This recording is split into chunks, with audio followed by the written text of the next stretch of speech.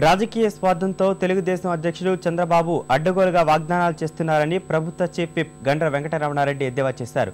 9 ఏళ్ల పాలనలో మహిళల అభివృద్ధి కోసం ఏమీ చేయలేదని, ఇప్పుడు మాత్రం ఏదో ఒరగబెడతామంటూ ప్రకటనలు చేస్తున్నారని విమర్శించారు. మహిళల సంక్షేమం కోసం అనేక కార్యక్రమాలను తీసుకొచ్చిన ఘనత కాంగ్రెస్కే దక్కుతుందన్నారు. కాంగ్రెస్ పార్టీపై చంద్రబాబు అసత్య ఆరోపణలు చేస్తున్నారంటూ గండ్ర మండిపడ్డారు.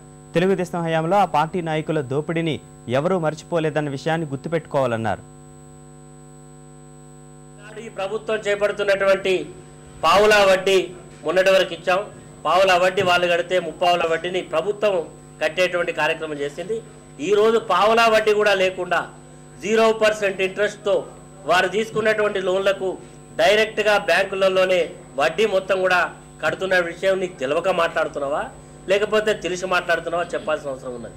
నేను వస్తే ఏదో అరచేతిలో స్వర్గం చూస్తా, మోచేతికి బెల్లం పెట్టి నాకిస్తా అనేటువంటి పద్ధతుల్లో నీ మాటలు ఉన్నాయి. అక్బరుద్దీన్ ఓవైసీ గారు ఈ జాతిలో ఒక పౌరుడిగా ఆయన మీద ఒకసారి అత్యాయత్వం జరిగితే యావత్ భారత జాతి, ముఖ్యంగా ఆంధ్రప్రదేశ్ ప్రజానీకం ఆయన మీద జరిగినటువంటి దాడిని ముక్త కంఠంతో ఖండించింది.